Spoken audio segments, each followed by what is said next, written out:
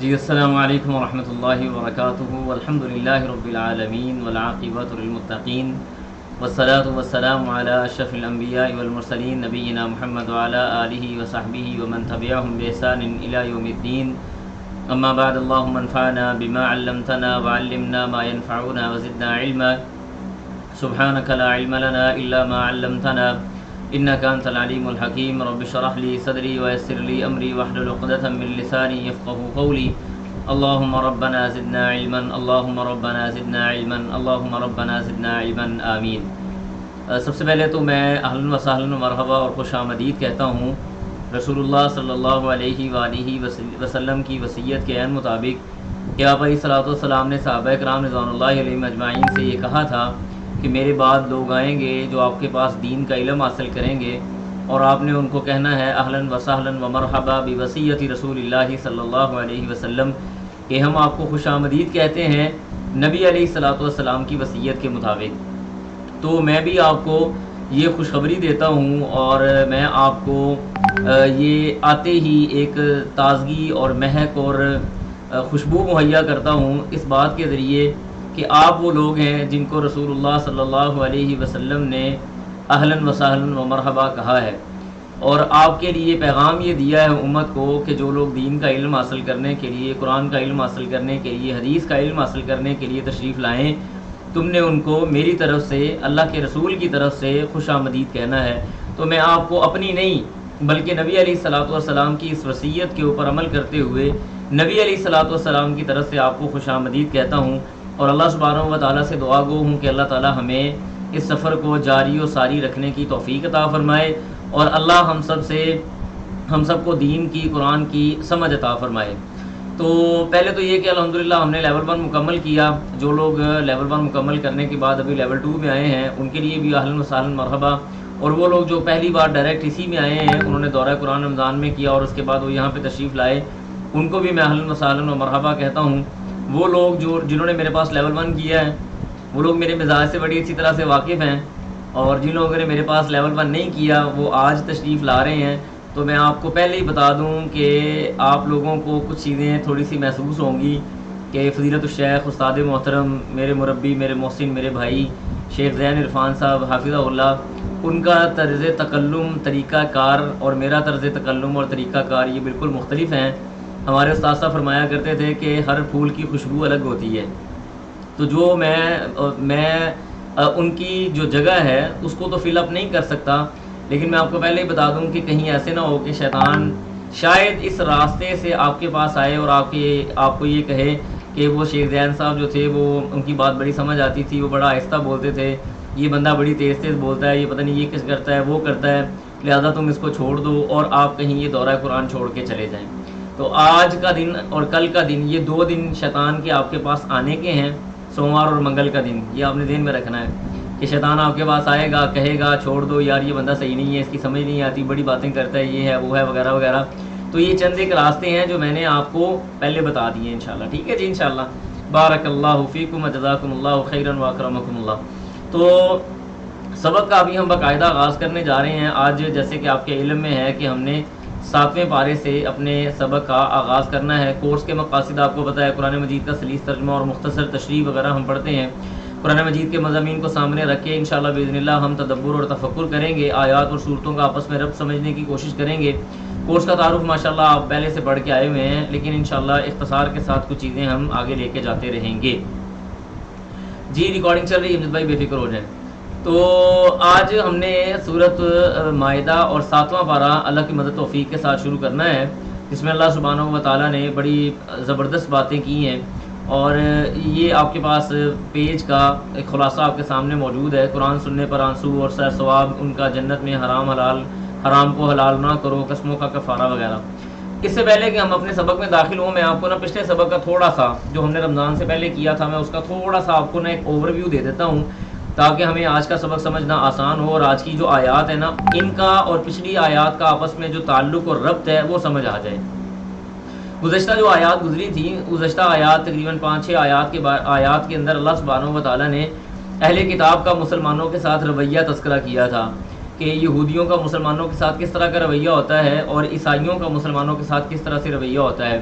یہودیوں کے بارے میں اللہ نے فرمایا کہ لَتَجِدَنَّ أَشَدَّ النَّاسِ عَدَاوَةً لِلَّذِينَ آمَنُوا الْيَهُودَ وَالنَّصَارَى وَالَّذِينَ آمَنُوا، یعنی یہ آیات وہاں پہ بیان ہوئی کہ جو یہودی ہیں یہ ایمان والوں کے ساتھ سب سے زیادہ غیظ و غضب والے یا سخت طبیعت لوگ ہوتے ہیں، اور مسلمانوں کے ساتھ کوئی اچھا ان کا انٹریکشن، تعامل یا تعلقات نہیں ہوتے، جبکہ ان کے مقابلے میں وہ لوگ جو عیسائی ہیں، اور پھر عیسائیوں کے اندر بھی وہ لوگ جو اہل کتاب ہونے کے ساتھ ساتھ اہل علم ہیں، علماء ہیں، جیسے آخری آیت 6 پارے کی آخری آیت میں اللہ نے فرمایا نا ذَلِكَ بِأَنَّ مِنْهُمْ قِسِّيسِينَ وَرُهْبَانًا وَأَنَّهُمْ لَا يَسْتَكْبِرُونَ، کہ یہ جو قسیسین، رہبان، ان کے درویش اور ان کے علماء، یہ وہ لوگ ہیں جو مسلمانوں کے ساتھ کسی حد تک نرمی والا رویہ اختیار کرتے ہیں۔ تو اسی ربط کے ساتھ آگے آج بات ہو رہی ہے۔ اللہ فرماتے ہیں اعوذ باللہ من الشیطان الرجیم، بسم اللہ الرحمن الرحیم، وَإِذَا سَمِعُوا مَا أُنزِلَ إِلَى الرَّسُولِ تَرَىٰ أَعْيُنَهُمْ تَفِيضُ مِنَ الدَّمْعِ مِمَّا عَرَفُوا مِنَ الْحَقِّ يَقُولُونَ رَبَّنَا آمَنَّا فَاكْتُبْنَا مَعَ الشَّاهِدِينَ۔ اس آیت کے بارے میں بعض مفسرین اور بعض لوگوں کا یہ، بعض علماء کا یہ کہنا ہے کہ یہ نجاشی کے بارے میں نازل ہوئی تھی۔ آپ کو یاد ہے کہ ہجرت حبشہ ہوئی، مسلمان مدینہ مکہ چھوڑ کے حبشہ کی طرف چلے گئے، اس کے اندر چند ایک لوگ موجود تھے، کچھ خواتین تھیں، اور اس میں حضرت عثمان رضی اللہ تعالیٰ عنہ اور آپ علیہ الصلوۃ والسلام کی بیٹی جو تھی ان کی زوجہ، وہ بھی وہاں پہ شریک تھی۔ اب مشرکین مکہ نے کچھ لوگوں کو پیچھے بھیجا جن میں عمرو بن عاص رضی اللہ تعالیٰ عنہ، اس وقت یہ مسلمان نہیں ہوئے تھے، وہ بھی شامل تھے، اور اس کے علاوہ اور بہت سارے لوگ تھے۔ یہ چند لوگوں کا وفد گیا، انہوں نے جا کے نجاشی سے باتیں کی۔ جعفر طیار رضی اللہ تعالیٰ عنہ سامنے آئے، انہوں نے آ کے سورۃ مریم کی کچھ آیات تلاوت کی۔ جب یہ آیات انہوں نے تلاوت کی تو نجاشی کی آنکھوں سے آنسو بہنا شروع ہو گئے۔ تو بعض علماء نے کہا ہے کہ یہ اس وقت پہ نازل ہوئی تھی، لیکن بہرحال یہ اوور آل سمجھ لیں کہ یہ نازل ہوئی۔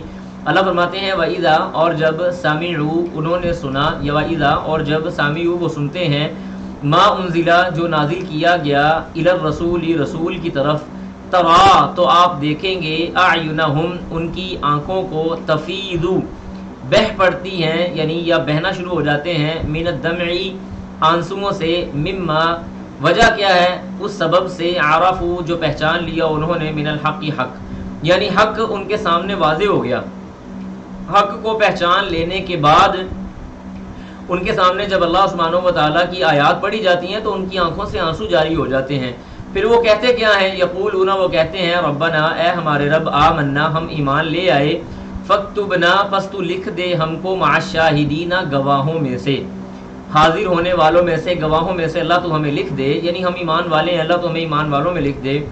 وما لنا، اور کیا ہے ہمارے لیے، لا نؤمن، کہ ہم نہیں ایمان لاتے یا ہم نہ ایمان لائیں، باللہ، اللہ تعالیٰ پر، وما جاءنا، اور جو آ گیا ہمارے پاس، من الحق، کی حق سے، یعنی جو ہمارے پاس حق بات آ گئی ہے، یا جو ہمارے پاس اللہ سبحانہ و تعالیٰ کی پہچان ہمیں مل گئی ہے، تو پھر ہمیں کیا ہے کہ ہم ایمان کیوں نہیں لاتے اس کے اوپر۔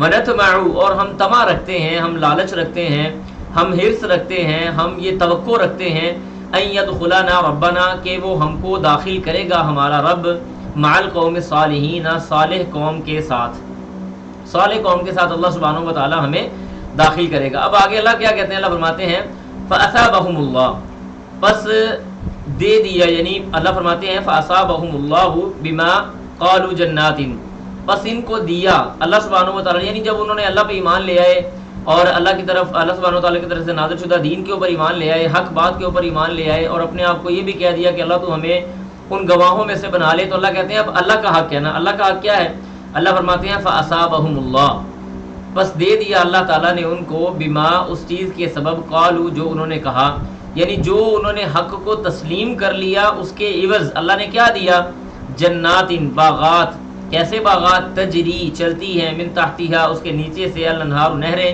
خالدین، وہ رہیں گے ہمیشہ ہمیش، فیہا، اس میں، وذالک، اور یہ ہے جزاء، بدلہ، المحسنین، احسان کرنے والوں کا، نیکی کرنے والوں کا۔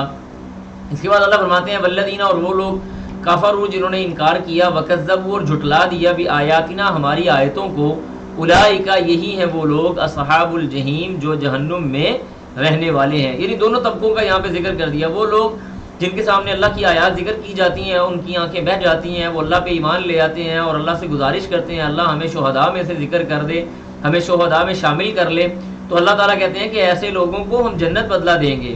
لیکن ان کے مقابلے میں وہ لوگ جنہوں نے اللہ کی آیات کا انکار کر دیا، ان کو جھٹلا دیا، ان کے لیے جہنم ہے، ان کے لیے دردناک عذاب ہے۔ اس کے بعد اللہ فرماتے ہیں یا ایھا الذین آمنوا لا تحرموا طیبات، اے ایمان والو لا تحرموا، نہ تم حرام کرو، طیبات پاکیزہ چیزوں کو، وہ پاکیزہ چیزیں ما احل اللہ جو اللہ نے حلال کی ہیں لکم تمہارے لیے، ولا تعتدوا اور نہ تم حد سے تجاوز کرو۔ اچھا اب یہاں پہ سوال ہے، یعنی بندہ ذہن میں بات لے کے آتا نا، یہ کیسے ہو سکتا ہے، یا حلال کردہ چیز بندہ کیسے حرام کر سکتا ہے؟ یعنی ایک بات اللہ تعالیٰ نے کہا جی کہ آٹا حلال ہے، فار ایگزامپل اللہ تعالیٰ نے کہا گندم حلال ہے، اللہ تعالیٰ نے کہا گوشت حلال ہے، یہ تو یہ بات ساری چیزیں ہیں۔ جب یہ ساری چیزیں حلال ہیں تو بندہ ان کو کیسے حرام کر سکتا ہے؟ ایک سوچنے والی بات آتی ہے نا۔ یاد رکھیں بندہ ان حلال چیزوں کو اپنی حرکتوں کی وجہ سے اور اللہ کا حکم نہ ماننے کی وجہ سے حرام کرتا ہے۔ بنیادی طور پہ وہ گندم، بنیادی طور پہ وہ آٹا، بنیادی طور پہ وہ روٹی، بنیادی طور پہ وہ دالیں، چاول، گوشت، یہ ساری چیزیں حلال ہیں۔ لیکن اگر کوئی آدمی سود کا پیسہ کما کے اس کے ذریعے سے کھانا کھا رہا ہے تو یہ حلال چیز اس کے اوپر حرام ہو رہی ہے۔ اسی طرح سے اللہ سبحانہ و تعالیٰ نے جن چیزوں کو حلال کیا ہے، کہا ہے کہ یہ شہد تمہارے لیے حلال ہے، تو آپ کہیں جی کہ نہیں میں اپنی ذات کے اوپر شہد کو حرام کرتا ہوں، یہ بات بھی بالکل درست نہیں ہے۔ اسی طرح وہ 3 صحابہ کا واقعہ آپ نے سنا ہوگا کہ وہ 3 صحابی تھے، انہوں نے امہات المومنین سے نبی علیہ السلام کے شب روز سنے تو تینوں بڑے متقی بننے کی کوشش میں چلے گئے رضی اللہ تعالیٰ عنہ رضوان اللہ علیہم اجمعین۔ ایک نے کہا جی میں بیویوں کے پاس نہیں جاؤں گا، دوسرے نے کہا میں ساری رات قیام کروں گا، تیسرے نے کہا میں روزے نہیں چھوڑوں گا۔ اب نبی علیہ الصلوۃ والسلام نے نبی علیہ السلام کے پاس جب یہ بات پہنچی نا، آپ علیہ السلام نے کہا بلاؤ نا ذرا تینوں کو بلایا گیا، کہا میرے پاس ایسے ایسے تمہاری طرف سے بات پہنچی ہے، کیا یہ سچ ہے؟ انہوں نے کہا جی اللہ کے رسول یہ سچ ہے۔ آپ علیہ السلام نے فرمایا کہ میں رات کو سوتا بھی ہوں جاگتا بھی ہوں، یعنی رات کو قیام بھی کرتا ہوں آرام بھی کرتا ہوں، نمبر 1۔ نمبر 2 میں بیویوں کے پاس جاتا بھی ہوں نہیں بھی جاتا، میں روزے رکھتا بھی ہوں روزے چھوڑتا بھی ہوں۔ تو فرمایا کہ کیا تم مجھ سے زیادہ متقی ہو گئے ہو؟ تو جب اللہ نے یہ چیزیں حلال کی ہیں تو ان کو حرام کرنے کی کیا ضرورت ہے؟ اسی طرح آپ اپنے کام کے ذریعے بھی چیزوں کو حرام کر لیتے ہیں، جیسے میں نے آپ کو سود کی مثال دی، اس طرح کوئی اور حرام کا ارتکاب ہے، کوئی اور چیز ہے، تو یہ ساری چیزیں اس بارے میں آ گئی۔ اللہ فرماتے ہیں کہ انشاءاللہ امید ہے کہ یہ کلیئر ہو گئی ہوگی بات، آپ کو یہ آیت کلیئر ہو گئی ہوگی۔ اللہ فرماتے ہیں یا ایھا الذین، اے لوگو آمنو جو ایمان لائے، لا تحرموا نہ تم حرام کرو، طیبات ان پاکیزہ چیزوں کو، ما احل اللہ جو حلال کی ہیں اللہ تعالیٰ نے، لکم تمہارے لیے، ولا تعتدوا اور تم نہ حد سے تجاوز کرو، جیسے اللہ نے فرمایا نا وکلوا واشربوا ولا تسرفوا، کھاؤ پیو ولا تسرفوا لیکن حد سے تجاوز نہیں کرنا۔ ان اللہ بے شک اللہ تعالیٰ لا یحب وہ نہیں پسند کرتا المعتدین حد سے تجاوز کرنے والوں کو۔ پھر آگے اللہ فرماتے ہیں وَكُلُوا اور تم کھاؤ مما اس چیز سے رزقکم اللہ جو اللہ تعالیٰ نے تمہارے لیے رزق دیا ہے، حلالن حلال چیزوں سے، طیباً پاکیزہ چیزوں سے، واتقوا اللہ اللہ سے ڈر جاؤ، الذی وہ اللہ انتم تم ہو بھی اس کے ساتھ مؤمنون ایمان لانے والے، یعنی جس اللہ کے اوپر تم ایمان لے آئے ہو اس اللہ سے ڈر جاؤ، اس سے تقوی اختیار کرو۔ اس کے بعد حالانکہ جو ہے وہ یمین یعنی قسموں کے بارے میں بات ہو رہی ہے۔ میں یہاں پہ آغاز میں آپ کو پہلے بتا دیتا ہوں، قسموں کی 3 قسمیں ہوتی ہیں۔ قسم 3 طرح کی ہوتی ہے، یہ آپ نوٹ کر لیں، لکھ لیں اپنے پاس۔ نمبر 1 ہوتی ہے یمین غمواس، یمین غموس، غین میم واو اور سین، یمین غموس یعنی قسم غموس آپ کہہ سکتے ہیں۔ یمین غموس کا مطلب یہ ہوتا ہے کہ ایک آدمی جھوٹی قسم کھائے، یعنی لوگوں کے سامنے وہ قسم تو اٹھا رہا ہے لیکن اس کے دل کے اندر یہ بات موجود ہے کہ میں نے یہ کام سے باز نہیں آنا۔ لوگوں کے سامنے قسم کھا رہا ہے، بھائی اللہ کی قسم آج کے بعد میں جھوٹ نہیں بولوں گا، لیکن دل کے اندر اس کے موجود ہے کہ اس نے جھوٹ بولنا ہے۔ بھائی اللہ کی قسم آج کے بعد میں دھوکہ نہیں دوں گا، لیکن دل کے اندر اس کے موجود ہے کہ اس نے دھوکہ دینا ہے۔ اس کو کہتے ہیں یمین غموس، ایسی قسم جس کو کرنے کا ارادہ نہ ہو لیکن زبان سے کی جائے، زبان سے اٹھائی جائے۔ دوسری قسم کی قسم ہوتی ہے، اس کو کہتے ہیں یمین لغو، ایسی قسم جو انسان بات بات پہ کھاتا رہے، واللہ اللہ کی قسم میں نے ایسا کیا، اللہ کی قسم میں نے وہ کیا، اللہ کی قسم میں نے یہ کیا، اللہ کی قسم میں ایسے نہیں کروں گا، اللہ کی قسم میں نہیں جاؤں گا۔ یمین لغو اس کا کوئی، یہ جو پہلی قسم ہے نا یہ جھوٹ اور گناہ کی قسم ہے، اس کا مواخذہ ہے۔ دوسری جو قسم ہے یمین لغو، جو بندہ آپ دیکھیں جو لوگ عرب میں رہتے ہیں نا، یہ عرب لوگ ایویں ہی قسمیں کھاتے رہتے ہیں، واللہ باللہ تاللہ، تو یمین لغو کی کوئی حیثیت نہیں ہے اللہ سبحانہ و تعالیٰ کے ہاں۔ تیسری قسم ہوتی ہے یمین منعقدہ، اس کو کہتے ہیں منعقدہ، میم نون عین قاف دال اور آگے تا مربوطہ یعنی گول تا چھوٹی تا، منعقدہ، ایسی قسم جو باقاعدہ انعقاد کرنے کے لیے کھائی جائے، اس کو یا اٹھائی جائے اس کو کہتے ہیں یمین منعقدہ. اور ایسی قسموں کے اوپر اللہ سبحانہ و تعالیٰ مواخذہ فرماتے ہیں کہ ایسی قسم اگر کوئی انسان اپنی توڑ دیتا ہے یا چھوڑ دیتا ہے تو اس نے کفارہ دینا ہے. تو انشاءاللہ امید ہے کہ یہ قسم کی تینوں قسمیں آپ کو سمجھ آ گئی ہوں گی. اللہ فرماتے ہیں لا یؤاخذکم اللہ، اللہ تعالیٰ وہ مواخذہ نہیں کرتا یعنی تمہاری پکڑ نہیں کرتا باللغو، لغو بات کے اوپر، فی ایمانکم تمہاری قسموں کے بارے میں، یعنی جو تم یمین لغو کھاتے ہو بار بار اٹھاتے ہو اس کے اوپر اللہ تعالیٰ وہ تمہارا کوئی مواخذہ نہیں کرتا. ولیکن اور لیکن یؤاخذکم وہ تمہارا مواخذہ کرتا ہے بما عقدتم الایمان، ایسی قسموں پر جو تم ارادتاً اور پختہ کر کے جن کو اٹھاتے ہو. فکفارتہ، اس کا کفارہ کیا ہے؟ فکفارتہ، بس اس کا کفارہ ہے اطعام 10 مساکین، 10 مساکین کو کھانا کھلانا، من اوساطی درمیانے انداز سے، ما تطعمون دو تم کھلاتے ہو، اہلیکم اپنے گھر والوں کو، یعنی آپ اپنے گھر والوں کو جو درمیانی طرز کا کھانا کھلاتے ہیں اس طرح کا کھانا آپ نے 10 مساکین کو کھلانا ہے.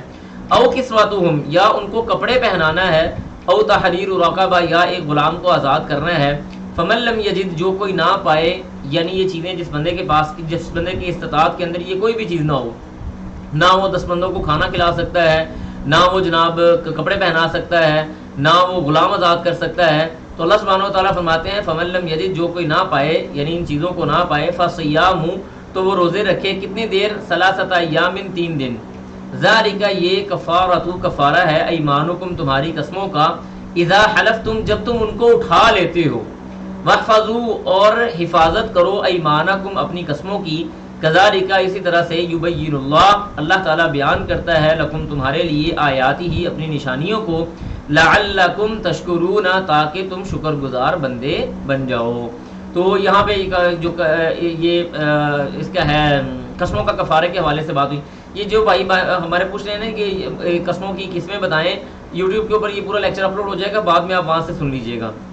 اس کے بعد اگلے صفحے کے اندر اللہ سبحانہ و تعالیٰ فرما رہے ہیں یا ایھا الذین، اے لوگو، آمنو جو ایمان والے ہو، یعنی اے اہل ایمان، انما الخمر بے شک شراب، والمیسر اور جوا، والانصاب اور انصاب یہ نسب کی جمع آتی ہے جس کا مطلب ہوتا ہے یعنی ایسی جگہ جہاں پہ بتوں کو نصب کیا گیا ہو. انصاب نسب کی جمع، بتوں کے نصب کرنے کی جگہ.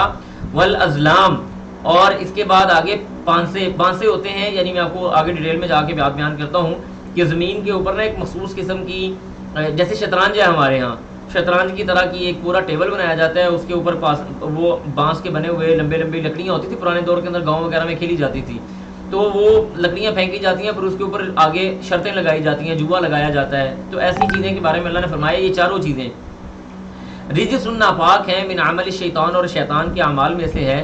اللہ فرماتے ہیں فاجتنبوہ، پس تم بچ جاؤ کس چیز سے؟ فاجتنبوہ، تم بچو اس سے، لعلکم تاکہ تم تفلحون، فلاح پا جاؤ. 4 چیزیں اللہ سبحانہ و تعالیٰ نے یہاں پہ حرام کی ہیں. نمبر 1 انما الخمر، خمر کیا ہے؟ شراب. والمیسر، میسر کہتے ہیں جوا. اب جوے کی میں آپ کو تفصیل بتا دیتا ہوں. جوا کیا چیز ہے؟ آج کل IPL چل رہا ہے، PSL بھی ہو رہے تھے، اور پچھلے دنوں میں جناب یہ باقی میچ وغیرہ بھی چل رہے ہیں. میں میچ کی مثال دے کے آپ کو جوا سمجھاتا ہوں. میچ کے ہر بال کے اوپر ایک یعنی یہ شرط لگتی ہے کہ اس بال کے اوپر 5 سکور بنیں گے، یعنی 4 سکور بنیں گے، چھکا لگے گا، یا 3 سکور بنیں گے، یا 2 سکور بنیں گے. ہر بندہ یعنی 3 سکور بنیں گے تو آپ 10 روپے دیں، آپ کو 2000 روپے دیا جائے گا. جو بندے کہتے ہیں جی چوکا لگے گا، آپ 400 روپیہ دیں، آپ کو 40,000 روپے ریٹرن ہوگا. اس طرح سے کر کے یہ بات ہوتی ہے. جوا کیا ہے کہ آپ پیسے انویسٹ کر کے پھر قسمت کے اوپر ڈیپینڈنٹ ہو جائیں کہ آپ کی قسمت میں اگر نکلا تو الحمدللہ یعنی زیادہ پیسے آپ کو مل گئے، الحمدللہ خیر نہیں کہنا چاہیے اس بات کے اوپر کہ وہ حرام آپ کو مل گیا، اور اگر آپ کا وہ قسمت نہ چلی تو آپ کے پیسے ضائع ہو گئے. تو یہ جوا ہے، اس کے اندر یا لینے والے کو یا دینے والے کو یا انویسٹر کو یا قبول کرنے والے کو کسی نہ کسی جگہ پہ نقصان ہوتا ہے. تو یہ چیزیں حرام ہیں، اس کو کہتے ہیں جوا. اس کے بعد اللہ فرماتے ہیں والانصاب، ایسی جگہ جہاں بتوں کو نصب کیا جاتا ہو. جیسے دور جاہلیت کے اندر نبی صلی اللہ علیہ وسلم کے پاس ایک صحابی آئے، انہوں نے آگے کہا اللہ کے رسول صلی اللہ علیہ وسلم، میں نے نا دور جاہلیت کے اندر اسلام لانے سے پہلے میں نے ایک نظر مانی تھی. تو آپ علیہ السلام نے فرمایا یعنی ایک جانور ذبح کرنے کی نظر مانی تھی.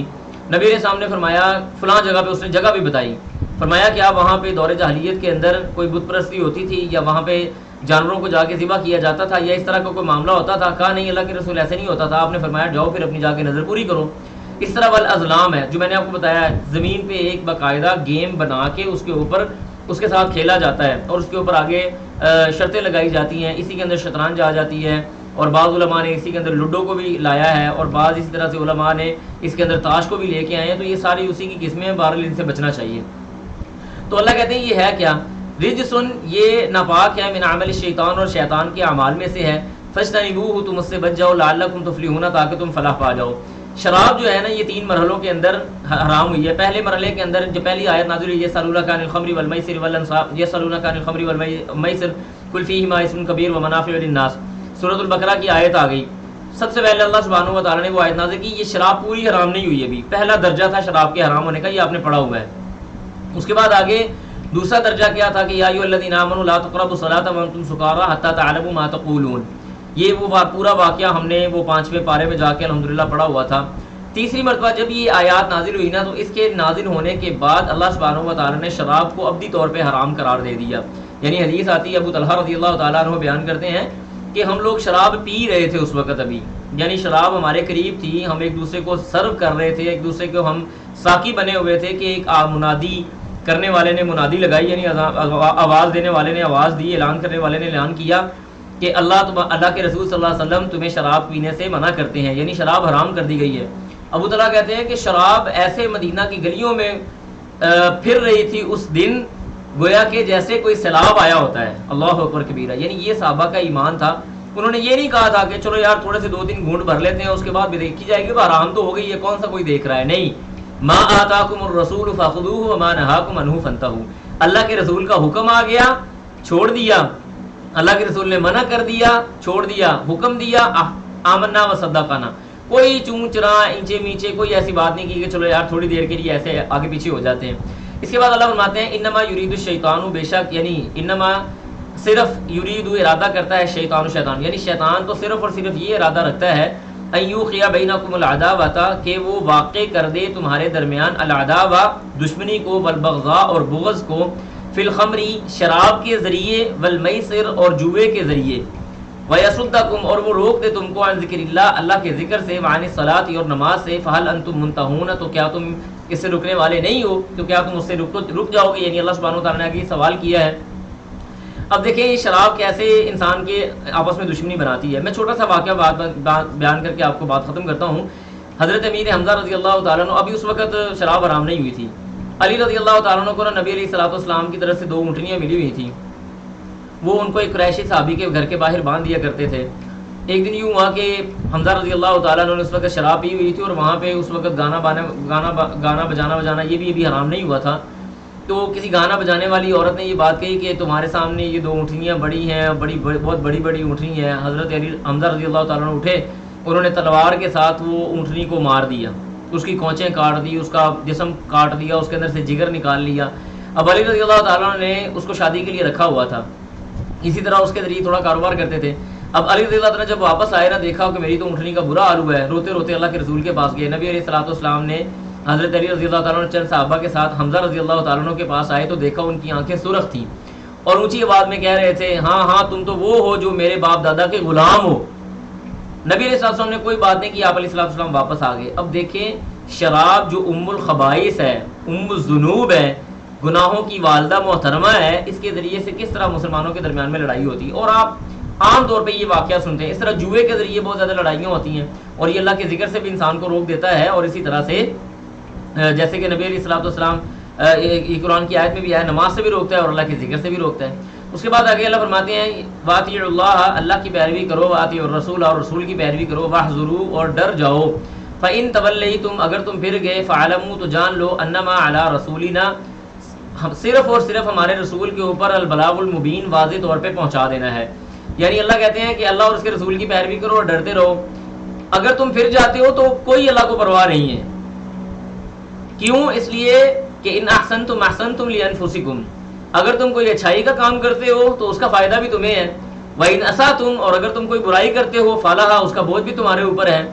تو اس لیے اللہ سبحانہ و تعالیٰ فرماتے ہیں ہمیں کوئی مسئلہ نہیں, ہمارے رسول کے ذمے ایک ہی بات ہے, وہ کیا ہے, البلاغ المبین, واضح طور پہ پہنچا دینا. اس کے علاوہ انما علیک البلاغ وعلینا الحساب, آپ پر پہنچا دینا ہے, حساب ہمارے ذمے ہے.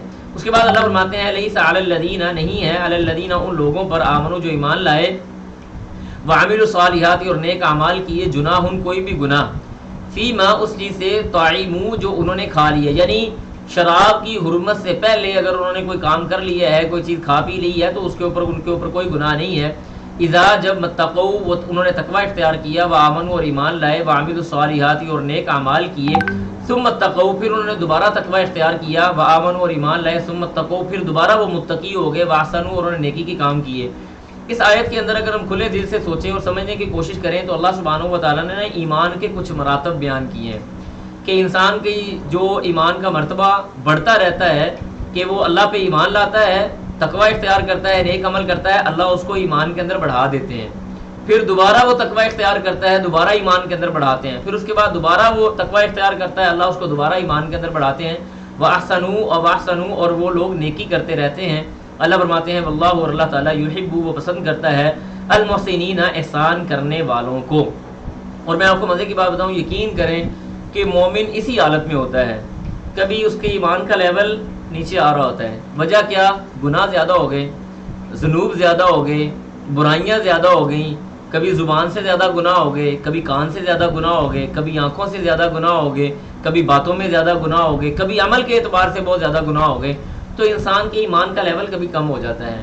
اور یہی وہ مومن ہوتا ہے جس کے بارے میں اللہ نے فرمایا انما المؤمنون الذين اذا ذكر الله وجلت قلوبهم واذا تليت عليهم آياته زادتهم ایمانا وعلى ربهم يتوکلون۔ یہ مومن بڑے کمال کے لوگ ہیں، ان کے سامنے اللہ کی باتوں کا، اللہ کی آیات کا، اللہ کا ذکر جب بھی کیا جائے، وجلت قلوبهم واذا تليت عليهم آياته جب ان پر اللہ کی آیات کی تلاوت کی جاتی ہے، زادتهم ایمانا ان کا ایمان بڑھتا چلا جاتا ہے۔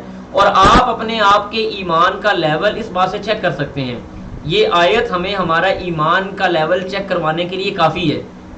اگر اللہ کی باتیں سن کے، نبی علیہ الصلوۃ والسلام کے فرامین سن کے، قرآن کی تلاوت سن کے، یہ قرآن کی کلاس میں بیٹھ کے ایمان بڑھ رہا ہے، علم میں اضافہ ہو رہا ہے، جسم کے رونگٹے کھڑے ہو رہے ہیں بعض آیات کو دیکھتے ہوئے، سنتے ہوئے، تو اس کا مطلب یہ ہے کہ ہم ایمان کی حالت میں ہیں، ہمارا ایمان اوپر جا رہا ہے، ہمارا ایمان بڑھ رہا ہے۔ مومن اسی حالت میں ہوتا ہے۔ اس کے بعد آگے اللہ فرماتے ہیں یا ایھا الذین لوگو آمنو جو ایمان لائے، یا یعنی اے اہل ایمان، لیبلونکم ضرور بضرور تم کو آزمائے گا تمہارا اللہ بشیء ایسی چیز کے ساتھ، من الصید یعنی صید کہتے ہیں شکار کے ذریعے، تنالہ پہنچیں گے اس پر، ایدیکم تمہارے ہاتھ، ورماحکم اور تمہارے ہتھیار، یعنی رمح ویسے اس کا مطلب ہوتا ہے تیر یا بھالا آپ کہہ لیں، تمہارے ہتھیار اور تمہارے ہاتھ اس شکار کو پہنچ جائیں گے، لیعلم اللہ تاکہ جان لے اللہ تعالیٰ من یخافہ کون ہے جو اس سے ڈرتا ہے، بالغیب غیب کی حالت میں، فمن اعتدی جس نے حد سے تجاوز کیا، بعد ذالک اس کے بعد، فلہ عذاب علیم اللہ فرماتے ہیں اس کے لیے دردناک عذاب ہے۔ بڑی کمال کی آیت ہے کہ کیسا یعنی نا اللہ سبحانہ و تعالیٰ نے یہ آزمائش رکھی ہے نا بڑی زبردست قسم کی۔ اللہ فرماتے ہیں کہ اللہ تعالیٰ یہ جاننا چاہتا ہے کہ غیب کی حالت میں اس اللہ سے کون ڈرتا ہے۔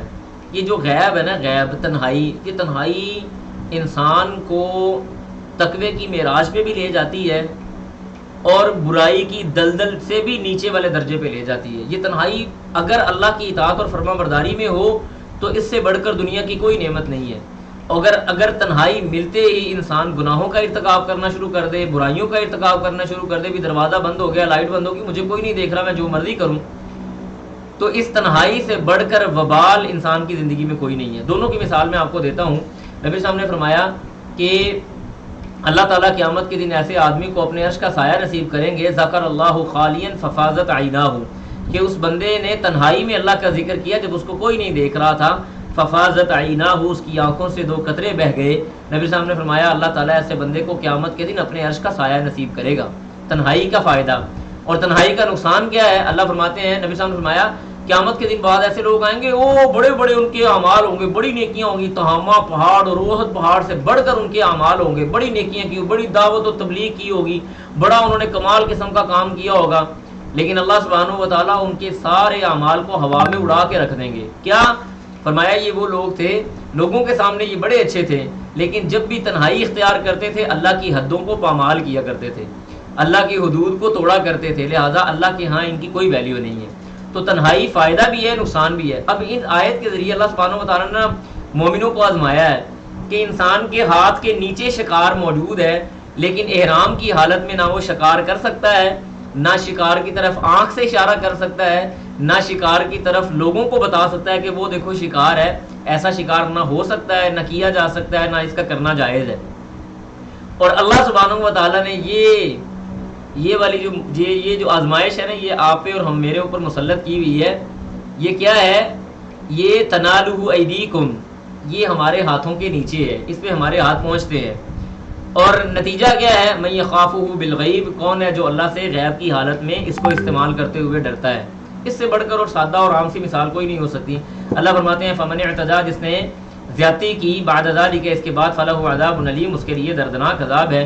اس کے بعد آگے اللہ فرماتے ہیں یا ایھا الذین آمنوا، اے ایمان والو، لا تقتلوا، نہ تم قتل کرو، الصید، کس کو؟ شکار کو، وانتم حرم، اس حالت میں کہ تم احرام میں ہو، ومن قتلہ منکم، اور جس نے قتل کیا تم میں سے اس کو، متعمدن یعنی ارادتاً اس نے قتل کیا، فجزاء، تو اس کا عوض ہے، اس کا بدلہ ہے، مثل ما قتل من النعم، جو اس نے حیوان قتل کیا ہے اسی کا عوض۔ جیسے مثال کے طور پہ کسی نے اگر ہرن کو قتل کیا ہے تو اس کو جرمانے کے طور پہ ہرن دینا پڑے گا۔ اگر ہرن نہیں اویلیبل ہوتا تو پھر وہ ہرن کے مثل جو جانور ہوگا، جیسے بکری ہے اسی طرح کی تر و تازہ بکری وہ دے گا۔ اس کے بعد اللہ فرماتے ہیں کہ یہ فیصلہ کرے گا کون؟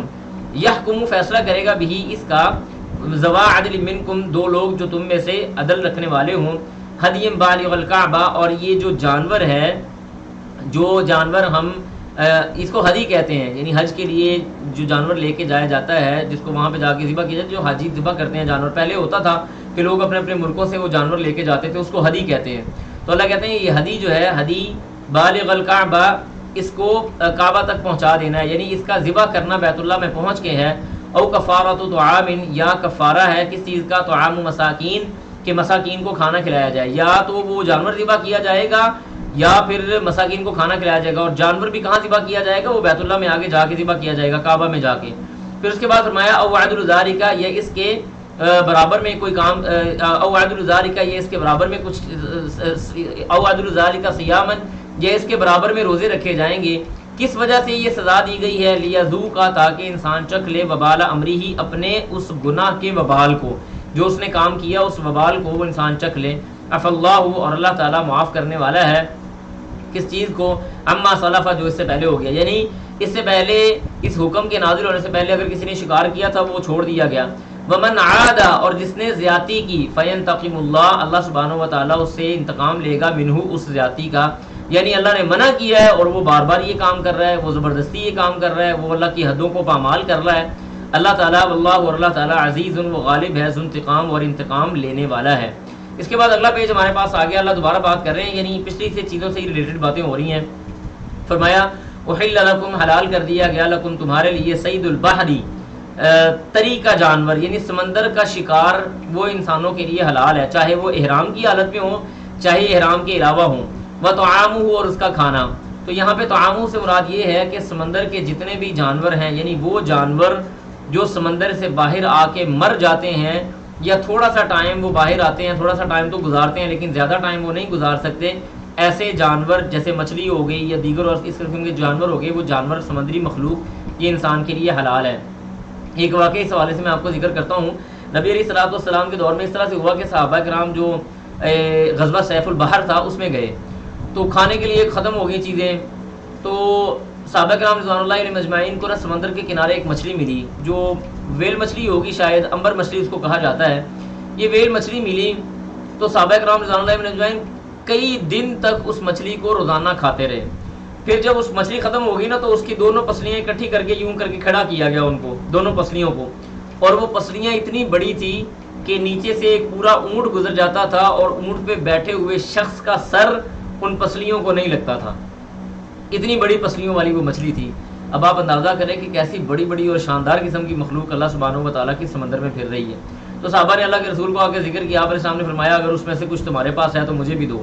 بہرحال فرمایا کہ وطعام، اور اس کا کھانا، متاعن، فائدہ ہے، لکم تمہارے لیے، وللسیارہ، اور مسافروں کے لیے، وحرم، اور حرام کیا گیا، علیکم تم پر، صید البری، خشکی کا شکار، ما دمتم حرما، جب تک تم احرام کی حالت میں ہو، واتقوا اللہ، اللہ سے ڈر جاؤ، الذی، وہ اللہ، الیہ، اسی کی طرف، تحشرون، تم سب کے سب جمع کیے جاؤ گے۔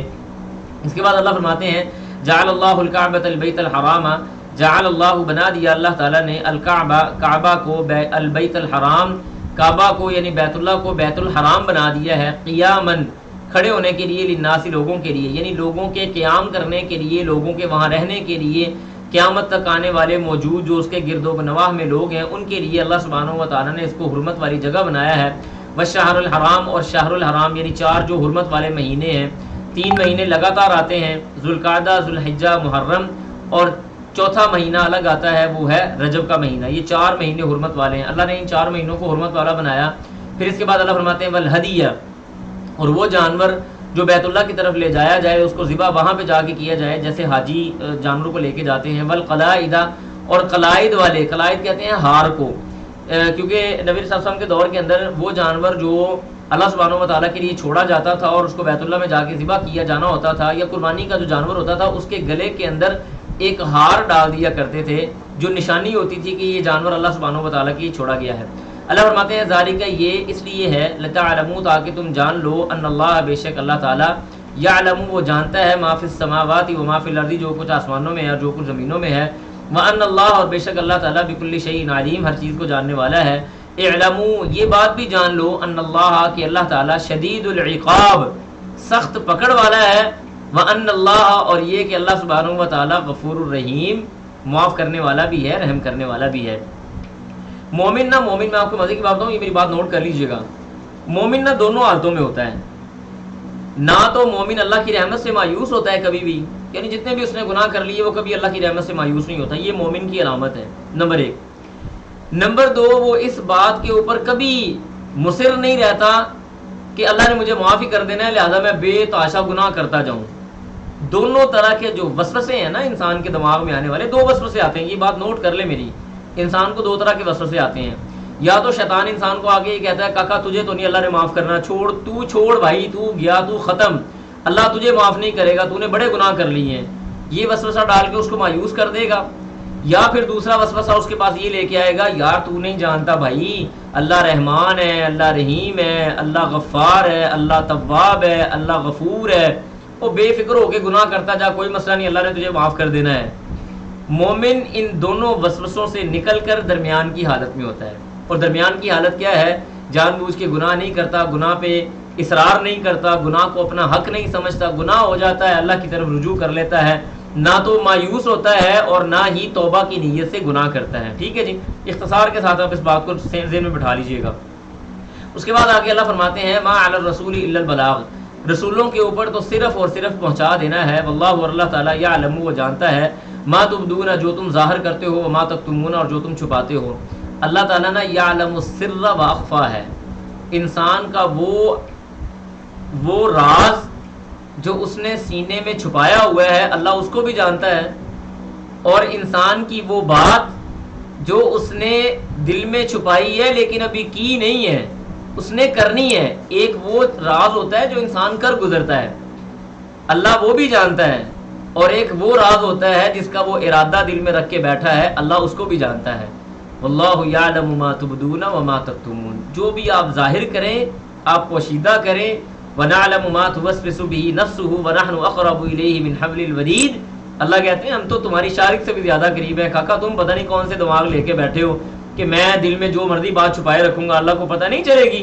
إِنَّهُ عَلِيمٌ بِذَاتِ الصُّدُورِ، کمپنی، موبائل کمپنی جو ہے نا، یہ موبائل کمپنی موبائل بناتی ہے نا، اس کو پتہ ہوتا ہے اس کے اندر کون کون سے فیچر ہیں۔ اللہ نے ہمیں پیدا کیا ہے تو اللہ تعالیٰ کو نہیں پتا کہ حضرت انسان کے اندر کون کون سے فیچر پڑے ہوئے ہیں، یہ کس کس جگہ سے گھوم گھام کے اپنی باتیں سوچتا ہے، اور کس طرح سے یہ اپنے آپ کو دھوکے میں ڈالتا ہے، اور کس طرح سے یہ چاہتا ہے کہ میں اللہ سبحانہ و تعالیٰ سے چیزوں کو چھپا لوں، وہ ہر چیز کو جاننے والا ہے، قادر مطلق ہے۔ اس کے بعد اللہ فرماتے ہیں قل، کہہ دیجئے، لا یستوی الخبیث، نہیں برابر ہو سکتے گندگی یعنی برائی اور گندگی، والطیب، اور پاکیزگی، ناپاکی اور پاکیزگی کبھی بھی برابر نہیں ہو سکتے۔ ولو اعجبک، اگرچہ آپ کو تعجب میں ڈال دے یا آپ کو حیران کر دے یا آپ کو پسند ہو، کثرت الخبیث، یعنی خباثت کی بہت زیادتی، یعنی ایک طرف اگر کفار کا کوئی کروڑوں کا لشکر ہے اور دوسری طرف چند ہزار مسلمان ہیں، تو اللہ کہتے ہیں اگرچہ تم لوگ اس بات پہ رشک کرو کہ یہ کروڑوں لوگ ہیں، اللہ کے ہاں یہ چند مٹھی بھر مسلمانوں کے مقابلے میں مچھر کے پر کے برابر بھی حیثیت نہیں رکھتے۔ تو برائی اور اچھائی، اندھا اور دیکھنے والا، جاننے والا، لا علم یہ کبھی برابر نہیں ہوتے. لا یستوی الاعمی والبصیر ولا الظلمات ولا النور ولا الذل ولا الحرور وما یستوی الاحیاء ولا الاموات. زندہ اور مردہ برابر نہیں ہوتے. تو اللہ کے ہاں پاکیزہ اور ناپاک چیزیں برابر نہیں ہوتی، اگرچہ ناپاک چیزوں کی کثرت جتنی مرضی کیوں نہ ہو جائے. اللہ کو اس بات سے کوئی پرواہ نہیں، اور انسان کو بے شک پسند کیوں نہ آنا شروع ہو جائے، تب بھی اللہ سبحانہ و تعالیٰ کے ہاں ناپاک چیز کی کوئی اہمیت نہیں. فاتقوا اللہ، اللہ سے ڈر جاؤ، یا اولی الالباب، اے عقل والو، لعلکم، تاکہ تم تفلحون، فلاح پا جاؤ. اس کے بعد اللہ فرماتے ہیں یا ایھا الذین آمنوا، اے ایمان والو، لا تسألوا، نہ تم سوال کرو، عن اشیاء، ایسی چیزوں کے بارے میں، ان تبد لکم، کہ وہ تمہارے اوپر ظاہر کر دی جائے. یعنی ایسی چیزوں کے بارے میں سوال نہ کرو کہ وہ، یہاں پہ تبد لکم کا مطلب یہ ہے کہ تمہارے اوپر فرض کر دی جائیں. ٹھیک ہے جی، تبد لکم، تمہارے اوپر فرض کر دی جائیں، تسؤکم، تم ان کو ناپسند کرنا شروع کر دو. یعنی آیا بیٹھ کے سوال کرنا شروع کر، جیسے وہ میں نے آپ کو حدیث سنائی بھی ہوگی، غالباً آپ کو یاد ہوگا کہ ایک صحابی اللہ کے رسول کے پاس بیٹھے تھے، کہنے لگے اللہ کے رسول حج ہر سال فرض ہے. اللہ کے رسول خاموش ہوئے. کہنے لگے اللہ کے رسول حج ہر سال فرض ہے. اللہ کے رسول خاموش ہوئے. کہا اللہ کے رسول حج ہر سال فرض ہے. اللہ کے رسول خاموش ہوئے. اس کے بعد یہ صحابی چپ ہو گئے. تھوڑی دیر بعد نبی کے سامنے فرمایا اگر میں ایک بار بھی کہہ دیتا ہاں تو اللہ سبحانہ و تعالیٰ ہر سال بندے کے اوپر حج کو فرض کر دیتا. تو لہٰذا خاموشی اختیار کرنی چاہیے. ایسی کیل قال کثرت سوال، اچھا جی فرض کریں ایسے، وہ بعض ایسے لوگ ہوتے ہیں اللہ ان کو ہدایت دے، وہ بیچارے مولوی صاحب کا امتحان لینے کے لیے مسجد میں آ جاتے ہیں. اچھا جی مولانا بتائیں جی فرض کریں ایسے ہو، فرض کریں ویسے ہو، فرض کریں جی یہ ہو گیا، فرض کریں جی فلاں کی بہن کی، پھوپھی کی، ہمسائے کی، خالہ کی شادی ہوئی، اس میں سے وراثت کا کتنا حصہ ملے گا. یہ لا یعنی سوال ہے. اللہ کہتے ہیں ایسے سوالات سے اجتناب کرنی چاہیے. وَإِن تَسْأَلُوا، اور اگر یعنی یہ کہ تم سوال کر رہے ہو، انہا اس کے بارے میں، حین جس وقت ينزل القرآن، قرآن نازل کیا جا رہا ہو، تبد لکم، تمہارے اوپر وہ فرض ہو جائے. یعنی ایک وقت ایسا بھی ہے کہ قرآن مجید کا نزول ہو رہا تھا یہ نبی صاحب کے دور میں، تو تم آ کے سوال کر رہے ہو اور اللہ تعالیٰ اس قرآن مجید کے اندر تمہارے اوپر تمہارے سوال کیے جانے کی وجہ سے کوئی چیز تمہارے اوپر فرض کر دے. عفا اللہ، اللہ تعالیٰ معاف کرتا ہے، عنہا اس سے، واللہ، اور اللہ تعالیٰ غفور، وہ معاف کرنے والا ہے، حلیم، بردبار ہے. اس کے بعد آگے اللہ نے مثال دی ہے بنی اسرائیل کی کہ قد سألہا، تحقیق سألہا، سوال کیا انہوں نے، قوم، ایک ایسی قوم نے، من قبلکم، جو تم سے پہلے تھی، ثم اصبحوا، پھر وہ ہو گئے، بہا، اس کے ساتھ، کافرین، انکار کرنے والے. یعنی موسیٰ علیہ السلام سے بار بار سوال کر رہے ہیں، گائے کیسی ہو، کتنی لمبی ہو، کتنی موٹی ہو، رنگ کیسا ہو، دکھنے میں کیسی ہو، اس کا جناب فلاں چیز، عمر کتنی ہو. سوال کرتے جا رہے ہیں، اللہ تعالیٰ بڑھاتا. جیسے اللہ نے کہا تھا سادہ سا ایک گائے ذبح کر دو، ذبح کر دیتے، بات ختم ہوتی، خلی ولی کو مسئلہ ہی نہیں تھا. لیکن نہیں، رنگ کیسا ہو، اللہ نے کہا رنگ ایسا ہو. عمر کتنی ہو، اللہ نے کہا عمر اتنی ہو. دکھنے میں کیسی ہو، اللہ نے کہا دکھنے میں ایسی ہو، جاؤ جا کے تلاش کرو. تو انسان کو کثرت سوال اور مفروضہ قائم کر کے سوال کرنے سے اجتناب کرنا چاہیے. اس کے بعد اللہ فرماتے ہیں ما جعل اللہ من بحیرۃ ولا صائبۃ ولا وصیلۃ، ما جعل اللہ، نہیں بنایا اللہ تعالیٰ نے، من بحیرۃ، بحیرہ ایسے جانوروں کو کہا جاتا ہے، میں نے اس کی ڈیفینیشن لکھی بھی تھی. یعنی مشرکین مکہ جو تھے نا، بعض ایسے جانور ہوتے تھے جن کا دودھ وہ صرف بتوں کے لیے خاص کر دیتے تھے، ان کا دودھ وہ اپنے لیے استعمال نہیں کرتے تھے. اللہ فرماتے ہیں بحیرہ ایسے جانوروں کو کہا جاتا ہے جس کا دودھ نہ دھویا جائے اور اس کا دودھ بتوں کے لیے چھوڑ دیا جائے. صائبہ کہتے ہیں ایسے جانور کو کہ جو بتوں کے نام پہ چھوڑ دیا گیا ہو اور اس پہ سواری بھی نہیں کرتے تھے اور نہ ہی اس سے کھیتوں میں کوئی فائدہ لیتے تھے. صائبہ. پھر اس کے بعد اللہ فرماتے ہیں ولا وسیلہ، وسیلہ ایسی اونٹنی کو کہا جاتا ہے جو 2 مادہ بچے دیتی لگاتار. یعنی اس نے پہلا بچہ بھی مادہ دیا، دوسرا بچہ بھی مادہ دیا، تو مشرکین مکہ اس کو بھی اپنے بتوں کے نام پہ چھوڑ دیتے تھے. تیسرا ہے ولا حامن، ایسا نر اونٹ جس کی، یعنی ایسا نر اونٹ جو 10 بچے کم از کم پیدا کر چکا ہو، یعنی اس کے ذریعے 10 بچے پیدا ہو چکے ہوں، ایسے نر اونٹ کو بھی مشرکین مکہ چھوڑ دیا کرتے تھے. تو اللہ کہتے ہیں ہم نے تو نہیں اس بارے میں کوئی بات کی کہ ان کو چھوڑ دیا جائے یا ان کو مقدس گائے یا مقدس جانور بنا لیا جائے. ولیکن الذین، لیکن وہ لوگ کافر جنہوں نے کفر کیا، یفترون، وہ باندھتے ہیں، اللہ اللہ تعالیٰ پر، الکاذب، جھوٹ، واکثرهم، اور ان کے اکثر، لا یعقلون، وہ عقل نہیں رکھتے. اس کے بعد آگے اللہ فرماتے ہیں وَإِذَا، یعنی اس صفحے کے اندر اللہ نے فرمایا وَإِذَا قِيلَ لَهُمْ، اور جب کہا جاتا ہے لہم ان کو، تعالوا، آؤ، الی، اس کی طرف، ما انزل اللہ، جو نازل کیا اللہ تعالیٰ نے، وَإِلَى الرَّسُولِ، اور رسول کی طرف. قالوا، تو پتہ کیا کہتے ہیں، حسبنا، کافی ہے ہمارے لیے، ما وجدنا، جس پر پایا ہم نے، علیہ، اس پر، آباءنا، اپنے آباء و اجداد کو. یعنی آباء و اجداد کی اندھی تقلید کرنا یہ ہماری شریعت کے اندر نہیں ہے. مشرکین مکہ بھی یہی کرتے تھے، او بھائی تم پتہ نہیں کون سی باتیں کرو، آباء و اجداد کا دین چھوڑ دیں. اجعل الآلہۃ الہا واحدہ ان ھذا لشیء عجاب، ہمارے آباء و اجداد تو جناب 10 15 اور 100 اور 200 بتوں کی عبادت کرتے ہیں، یا تمہارے کہنے پہ ان سارے بتوں کو چھوڑ دیں؟ حسبنا ما وجدنا علیہ آبانا، ہمارے لیے وہ بات کافی ہے جس پر ہمارے آباء و اجداد تھے۔ اللہ کہتے ہیں اولو کان آباؤہم، اگرچہ ان کے آباء و اجداد لا یعلمون، وہ نہیں جانتے تھے، شیئا کچھ بھی، ولا یہتدون، اور نہ ہی وہ ہدایت پہ تھے، نہ ان کے آباء و اجداد کچھ بات جانتے تھے، نہ وہ ہدایت پہ تھے، اس کے باوجود وہ ان کے پیچھے لگے ہوئے ہیں۔ یا ایھا الذین آمنوا، اے ایمان والو، علیکم انفسکم، تمہارے ذمے تمہارا اپنا نفس ہے، یعنی تم پر تمہارے نفس کی ذمہ داری موجود ہے۔ لا یضرکم، وہ تم کو نقصان نہیں دے سکتے، من ضل، جو گمراہ ہو گئے، اذا اہتدیتم، اگر تم ہدایت پہ ہو، یعنی گمراہ آدمی تمہیں کوئی نقصان نہیں دے سکتا۔ تم سے سب سے پہلے تمہاری ذات کے بارے میں سوال ہوگا، یعنی جیسے اللہ نے قرآن میں فرمایا نا سورۃ تحریم میں، یا ایھا الذین آمنوا قوا انفسکم واہلیکم نارا، اے ایمان والو قوا انفسکم، اپنے آپ کو بچاؤ، اس کے بعد فرمایا واہلیکم، اور اپنے گھر والوں کو بچاؤ، نارا، آگ سے۔ تو لہذا ایمان والوں کو یہ کہا ہے کہ پہلے اپنے ایمان کی خبر گیری ہونی چاہیے، اپنے ایمان کی فکر مند ہونا چاہیے، اس کے بعد دوسروں کو بھی تم نے تبلیغ کرنی ہے۔ فرمایا یا ایھا الذین آمنوا، ایمان والو، علیکم انفسکم، تمہارے ذمے تمہارا نفس ہے، تمہاری جانیں ہیں، لا یضرکم، وہ تم کو نقصان نہیں دے سکتے، من ضل، جو کوئی گمراہ ہے، اذا اہتدیتم، اگر تم ہدایت پہ ہو، یعنی انسان اگر ہدایت پہ ہے تو گمراہ لوگ اس کو کوئی نقصان نہیں دے سکتے۔ اس کی میں آپ کو ایک مثال دیتا ہوں۔ ہمارے یہاں بعض لوگ ہیں نا، وہ کہتے ہیں جی سوسائٹی جو تھی نا اس کی وجہ سے میں خراب ہو گیا، میں نے ہاسٹل لائف شروع کی تو ہاسٹل لائف میں سگریٹ پینے والے بندے مل گئے۔ اصل میں انسان کے دل کے اندر ایک چھوٹا سا چور بیٹھا ہوتا ہے، جس کی بات انسان مان کے برائی کا ارتکاب شروع کر دیتا ہے، اور آخر میں وہ اپنے آپ کو بچانے کے لیے سوسائٹی کے اوپر یا لوگوں کے اوپر ڈال دیتا ہے، جبکہ اللہ نے فرمایا ہے کہ تمہیں لوگ یا لوگوں کے گناہ تمہیں کوئی نقصان نہیں دے سکتے، اذا اہتدیتم، اگر تم ہدایت پہ ہو۔ بہت سارے میں نے ایسے، یعنی میں آپ کو بلا مبالغہ بتاتا ہوں، میں ایسے چند میرے ایسے جاننے والے لوگ ہیں جو ایسی بری مجلس میں بھی بعض اوقات مجبوراً ان کو بیٹھنا پڑتا ہے، وہ چھوڑ نہیں سکتے، لیکن وہ بندہ نہ سگریٹ پیتا ہے نہ کوئی اور کام کرتا ہے، کوئی گناہ اس بندے کے اندر موجود نہیں ہے الحمدللہ۔ تو مجھے یہ بات بڑی واضح اور صادق سمجھ آتی ہے یہاں پہ کہ انسان اگر خود چاہے نا اپنے آپ کو ہدایت پہ رکھنا، تو گمراہ لوگ اس کو کوئی نقصان نہیں دے سکتے۔ اللہ کی طرف مرجعکم، تمہارا لوٹنا ہے، جمیعاً، سب کے سب کا، فینبئکم، پھر وہ تم کو خبر دے گا، بما کنتم تعملون، تمہارے ان اعمال کی جو کو تم کرتے رہے ہو۔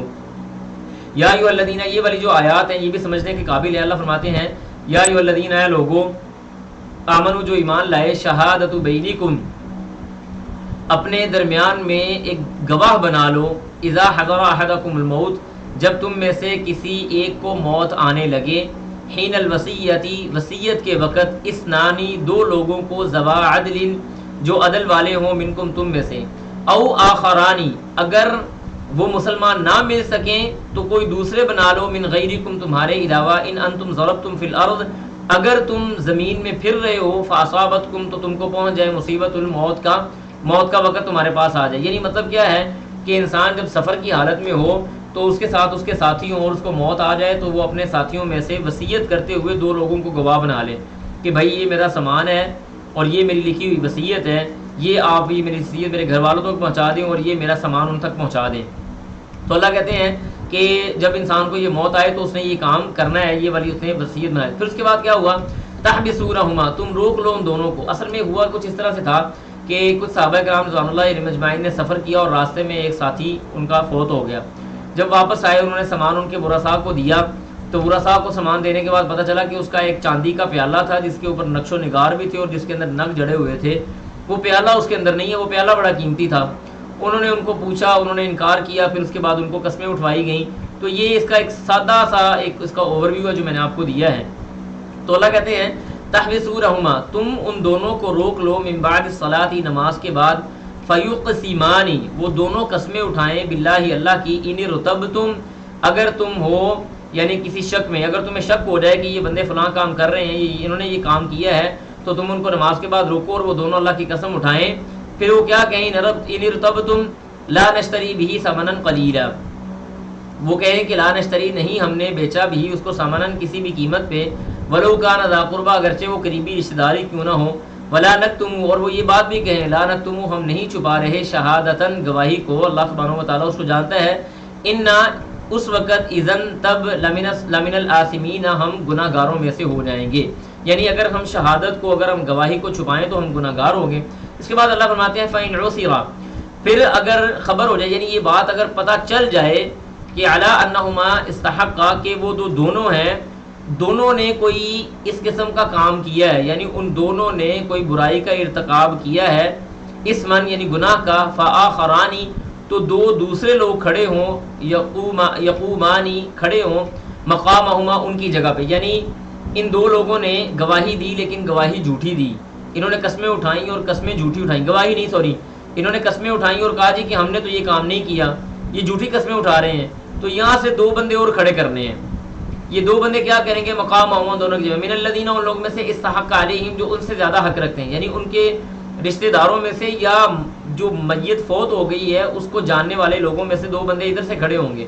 وہ کیا کریں گے؟ فیقسمان، وہ دونوں قسمیں اٹھائیں گے، باللہ اللہ تعالیٰ کی، لشہادتنا کہ ہم گواہی دیتے ہیں، احق ہم زیادہ حق رکھتے ہیں، من شہادتہما ان دونوں کی گواہی سے، وما اعتدینا اور ہم حد سے تجاوز نہیں کر رہے، انا تب اذن ہم ہو جائیں گے لمن الظالمین ظالموں میں سے.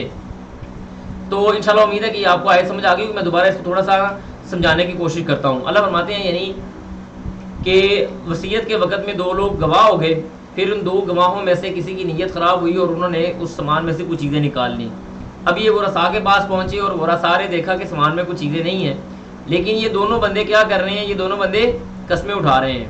لیکن یہ جو ورثاء ہیں یہ جانتے ہیں کہ اس سامان کے اندر ایک باقاعدہ لسٹ موجود ہے اور لسٹ کے اندر فلاں چیز ہے جو غائب ہے.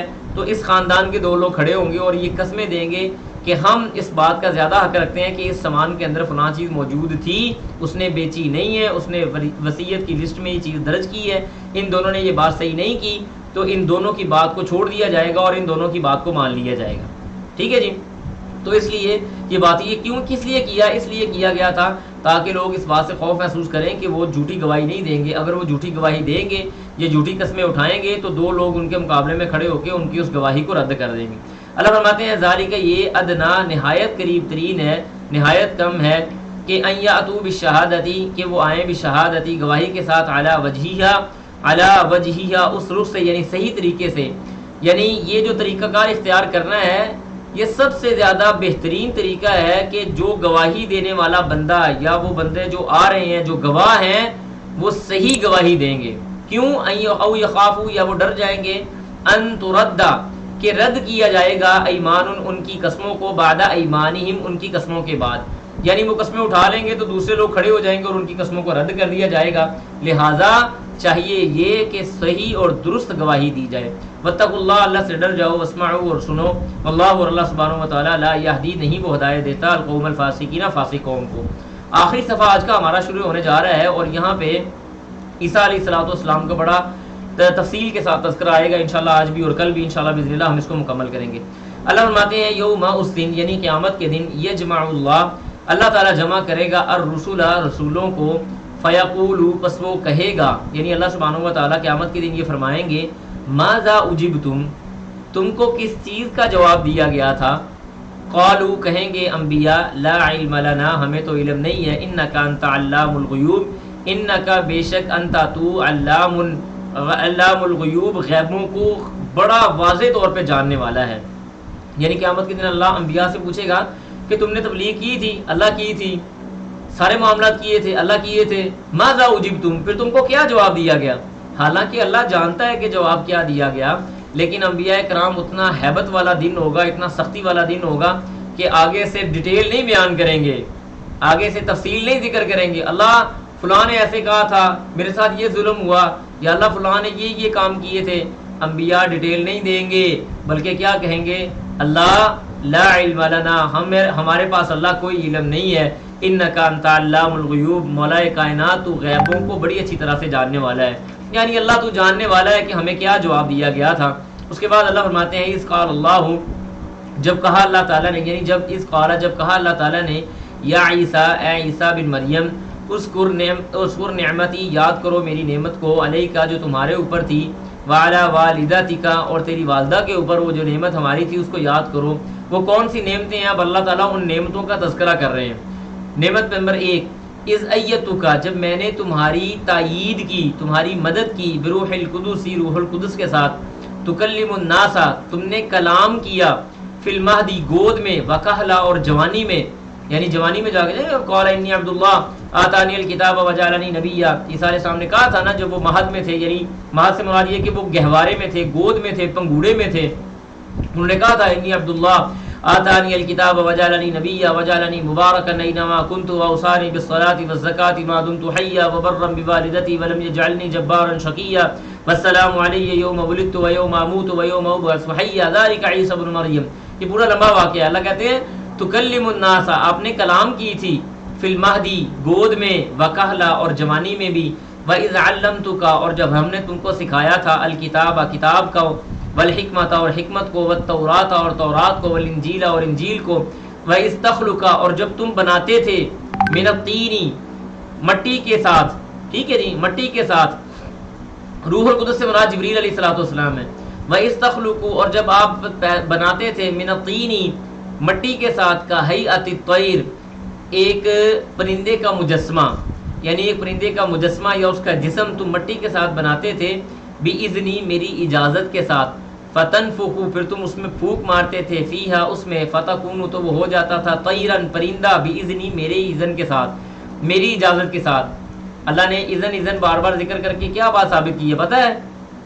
کہ موت دینا، کسی کو پیدا کرنا، کسی کو شفا دینا، کسی کو درست کرنا، کسی کو صحیح رکھنا، یہ کسی نبی کے اپنے بس کی بات نہیں ہے، یہ اللہ سبحانہ و تعالیٰ کی اجازت کے ذریعے ہوتا ہے۔ اگر کوئی بندہ آج یہ بات کرتا ہے، جیسے عیسائی کلیم کرتے ہیں کہ عیسیٰ علیہ السلام یہ بات کرتے تھے، عیسیٰ علیہ السلام ڈائریکٹ یہ کام تھوڑی کرتے تھے، بِإِذْنِی میری اجازت کے ساتھ، اللہ فرماتے ہیں، وَتُبْرِئُ الْأَكْمَحَ اور شفا ہو جاتی تھی، یعنی بری ہو جاتا تھا، الْأَكْمَحَ ایسا اندھا آدمی جو پیدائشی اندھا ہے، والابرص اور یعنی ایسا بندہ جس کو برس کی بیماری ہو، جیسے ہمارے ہاں پھلبیری وغیرہ ہو جاتی ہے یا جسم کے اوپر داغ پڑ جاتے ہیں، اس بیماری کو برس کہتے ہیں، برس کی جس کو بیماری ہو جاتی تھی وہ صحیح ہو جاتا تھا۔ کیسے صحیح ہوتا تھا؟ بِإِذْنِی میری اجازت کے ساتھ، وَإِذْ تُخْرِجُ الْمَوْتَى بِإِذْنِی اور جب آپ نکالتے تھے، الموتى مردے کو، بِإِذْنِی میری اجازت کے ساتھ، یعنی مردہ آپ کے سامنے پڑا ہوا ہے، کوڑ کی بیماری، جی بالکل، جب مردہ آپ کے سامنے پڑا ہوا ہے، آپ اللہ کا نام لے کے اس کے اوپر ہاتھ لگاتے ہیں، اللہ سبحانہ و تعالیٰ اس کو زندہ کر دیتے ہیں، بِإِذْنِی میری اجازت کے ساتھ۔ یہ ساری کی ساری اللہ کی نعمتیں ہیں۔ پھر اس کے بعد فرمایا وَإِذْ كَفَفْتُ اور جب میں نے روک لیا بنی اسرائیل کو، عن کا آپ سے، اذ جئتہم جب آپ ان کے پاس آئے تھے، بالبینات واضح نشانیوں کے ساتھ، فقال الذین تو ان لوگوں نے کہا، کفروا جو کافر تھے، منہم ان میں سے، ان ھذا نہیں ہے یہ، الا مگر، سحر مبین واضح جادو، یعنی واضح جادو ہے جو عیسیٰ علیہ السلام نے کیا۔ اللہ کہتے ہیں بنی اسرائیل سے ہم نے آپ کو بچا لیا۔ کیسے بچایا؟ ہم نے آپ کو زندہ اوپر اٹھا لیا، ٹھیک ہے، ہم نے آپ کو بچا لیا، آپ کی جگہ پہ کوئی شبیہ آئی، ولیکن شبیہ لہم بل رفع وما قتلوہ وما صلبوہ ولیکن شبیہ لہم، چھٹے پارے کے اندر ہم پڑھ کے آئے کہ نہ تو وہ قتل ہوئے، نہ ان کو سولی پہ لٹکایا گیا، ولیکن شبیہ لہم بلکہ ان کے مشابہ شخصیت تھی۔ اللہ کہتے ہیں بل رفعہ اللہ، اللہ سبحانہ و تعالیٰ نے ان کو بلند و بالا کر لیا، اپنے پاس زندہ اٹھا لیا۔ تو یہ اللہ سبحانہ و تعالیٰ نے سارے انعامات کا تذکرہ کیا۔ پھر اگلا ایک اور انعام اللہ سبحانہ و تعالیٰ یہاں ذکر کرتے ہیں، فرمایا وَإِذْ أَوْحَيْتُ اور جب میں نے وحی کی۔ دیکھیں وحی کی مختلف قسمیں ہوتی ہیں۔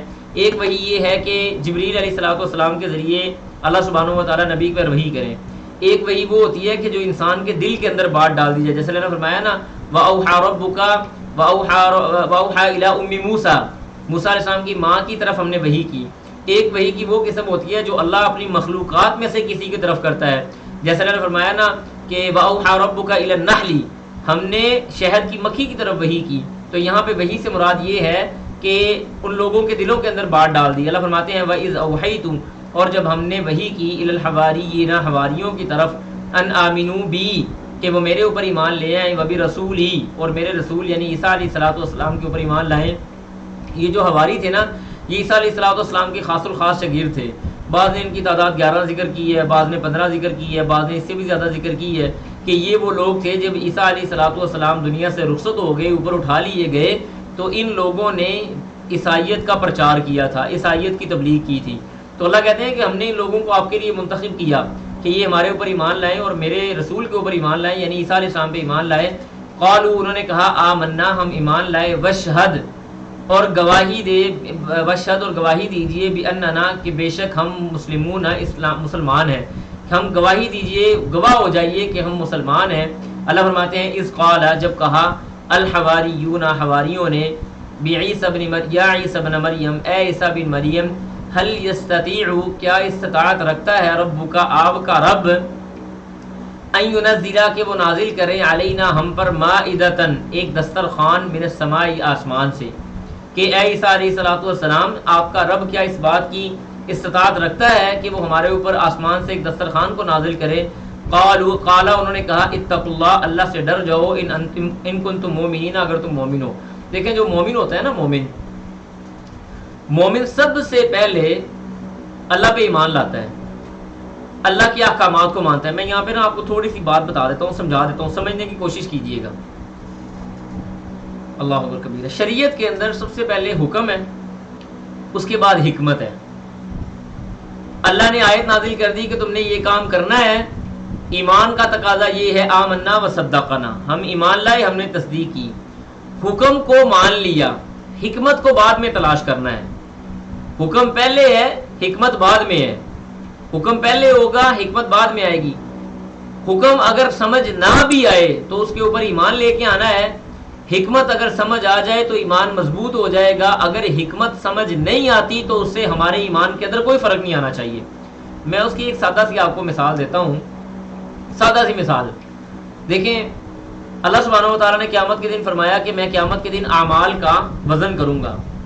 بعض ایسے فرقے آئے جنہوں نے آ کے اس بات کا انکار کر دیا کہ جی اس حکم کی حکمت سمجھ نہیں آتی کہ اعمال تو نظر ہی نہیں آتی، ان کو چھوا نہیں جا سکتا، ان کو پکڑا نہیں جا سکتا، وہ ایگزسٹ نہیں کرتے، تو ایسی چیز جس کو پکڑا نہیں جا سکتا، چھوا نہیں جا سکتا، اس کا وزن نہیں ہو سکتا، لہٰذا اللہ سبحانہ و تعالیٰ قیامت کے دن اعمال کا وزن نہیں کریں گے۔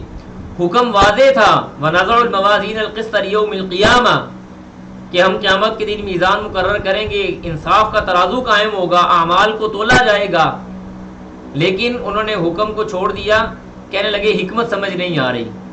اور آج یعنی آج آپ کے میڈیکل سائنس کے یا آپ ویسے سائنس کے دور کے اندر بہت ساری چیزیں ایسی ایگزسٹ کرتی ہیں جن کو نہ ہم پکڑ سکتے ہیں، نہ قید کر سکتے ہیں، نہ آنکھوں سے دیکھ سکتے ہیں، نہ کانوں سے سن سکتے ہیں، نہ ان کو چھو سکتے ہیں، لیکن اس کے باوجود ان کا وزن ہو سکتا ہے۔ زلزلے کو کبھی کسی نے پکڑا ہے؟ کوئی بندہ مجھے بتایا جی میں نے زلزلے کو پکڑا تھا، چھوٹا سا تھا۔ کوئی بندہ زلزلے کو پکڑ نہیں سکتا۔ زلزلے کو کبھی کسی نے سنا ہے؟ سننا بڑا مشکل ہو، شاید کسی جگہ پہ پہاڑوں کی آواز آتی ہے تو وہ پہاڑوں کی آواز ہوتی ہے، وہ زلزلے کی اپنی آواز نہیں ہوتی، وہ زلزلے کی وجہ سے پہاڑوں کی آواز آتی ہے۔ زلزلے کو کبھی کسی نے دیکھا ہے؟ یار میں نے دیکھا تھا، وہ 2 سینگ والا زلزلہ تھا۔ لیکن آج آپ کا جو وہ میڈیکل ہے، یعنی میڈیکل کہہ رہا ہوں، جو آپ کا وہ ہے ریکٹر اسکیل ہے، ریکٹر اسکیل کے اوپر باقاعدہ اس کی طاقت کا اندازہ لگایا جاتا ہے کہ جی اتنے میگنیچیوڈ کا وہ زلزلہ آیا ہے، اس کی اتنی طاقت تھی۔ تو چیزوں کا وزن ہو رہا ہے کہ نہیں ہو رہا؟ ہوا، گیس، یہ بہت ساری ایسی چیزیں جن کو ہم دیکھ نہیں سکتے، چھو نہیں سکتے، لیکن ان کا وزن ہوتا ہے۔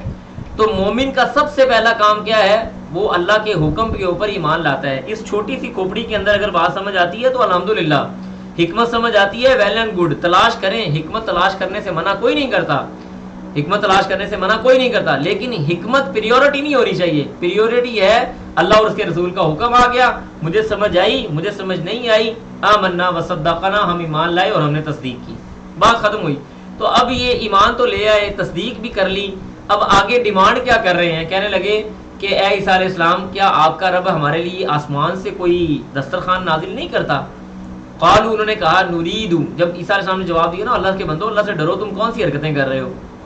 کہنے لگے قالوا انہوں نے کہا نرید، ہم چاہتے ہیں ان ناکل منہا کہ ہم اس میں سے کھائیں، وتطمئن قلوبنا اور ہمارے دل مطمئن ہو جائیں، ونعلم اور ہم جان لیں ان قد صدقتنا کہ آپ یعنی اس میں ہمارے پاس جو ہے وہ سچے ہیں، ان قد صدقتنا کہ تم نے ہم سے سچ کہا، یعنی آپ نے جو ہم سے باتیں کی ہیں وہ ساری سچی کی ہیں، جو آپ ہمیں جنت کا وعدہ کر رہے ہیں، ہمیں جہنم کی وعید سنا رہے ہیں، وہ ساری باتیں آپ کی سچی ہیں۔ وَنَكُونَ اور ہم ہو جائیں علیہا اس پر من الشاہدین گواہ، یعنی آپ کی نبوت کی صداقت کے اوپر اور آپ کی باتوں کی تصدیق کرنے کے لیے ہم اس بات پہ گواہ ہو جائیں کہ ہم نے ڈیمانڈ کی تھی، عیسیٰ علیہ السلام نے دعا کی اور اللہ سبحانہ و تعالیٰ نے آسمان سے دسترخوان نازل کر دیا۔ تو یہ الحمدللہ آج کا ہمارا جو سبق تھا وہ اللہ کی مدد توفیق کے ساتھ مکمل ہوا۔ اللہ سبحانہ و تعالیٰ سے دعا ہے کہ اللہ تعالیٰ ہمیں جو بھی ہم نے باتیں پڑھی ہیں اس کے اوپر سن کے اس کے اوپر عمل کرنے کی توفیق عطا